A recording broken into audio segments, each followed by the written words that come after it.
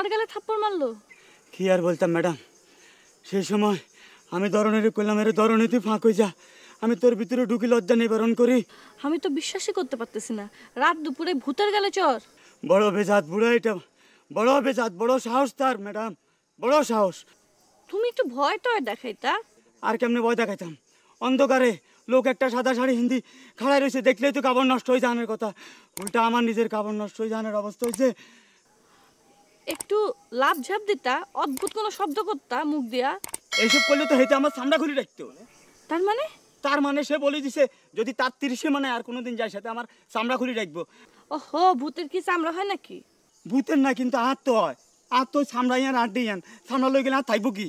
হ্যাঁ আহা, তুমি তো অল্পতেই হাল ছেড়ে দাও জহির, এত অল্পতে হাল ছাড়লে তো হইব না। আর কি করতাম কন?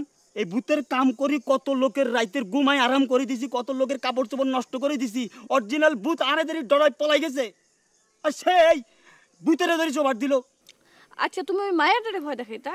আরে প্ল্যান তো করে গেছিলাম সবগুলারে বড় ঢাকাম, সবগুলারে নাস্তা নাবুদ করি ছাড়াম, কিন্তু চোবার খাই সব বলে গেছি, উল্টা পাল্টা হয়ে গেছে। ওকে, নো প্রবলেম, অন্য কাউরে ভয় দেখাইও। কিন্তু ওই বুড়ার পাল্লায় আমি আর ফুটতাম পারতাম না। বুড়ার পাল্লায় আর পড়বা না। আচ্ছা আচ্ছা, আমার আর কটা দিন সময় দেন, আমি চিন্তা করি দেখি। বাবুরে বাবুরে, এটা বুড়া নেই, এত সাহস তার, সে আমার গালে সবার মারি দিল।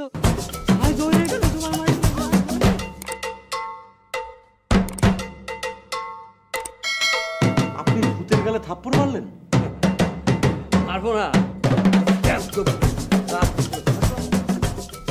আপনি ভূতের গালে থাপ্পড় মেরেছেন?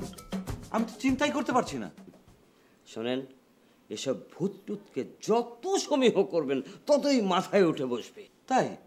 হ্যাঁ, প্রথম দেখাতেই 2-4টা কোষে চড় থাপ্পড় মেরে দেবেন, দেখবেন আর সামনে আসবে না। আর সামনে আসবে না? না, আসবে না, আর কোনো দিন আসবে না। আমি বলে দিয়েছি, আর যদি এবাড়ির ত্রিসীমানার মধ্যে দেখি তাহলে তোমার চামড়া ছিঁড়ে ফেলবো। চামড়া ছিঁড়ে ফেলবেন মানে? ভূতের কি চামড়া থাকে নাকি? আলবৎ থাকে, ভূত থাকবে আর তার চামড়া থাকবে না, এটা তো হতে পারে না। কিন্তু আমি তো জানতাম পৃথিবীতে ভূত বলে কিছু নেই, সব মনের ভুল। তাও ভয় পেতেন, তাই না? ভয় লাগলে কি করব বলেন? যে জিনিস নাই সেটার জন্য ভয় লাগবে কেন বলুন?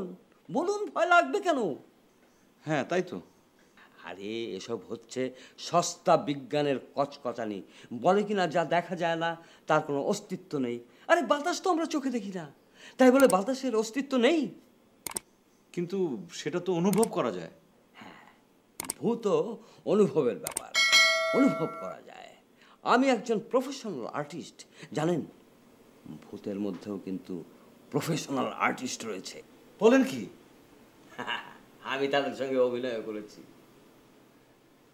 কি বলছেন আপনি, সত্য না মিথ্যা? আরে শোনেন, একদিন আমি এফডিসির মোড়ে রিক্সা দিয়ে নামলাম, তারপর শুনলাম সেখানে ভিলেনের অভাব, ভিলেন নাকি আসে নাই, পেট খারাপ।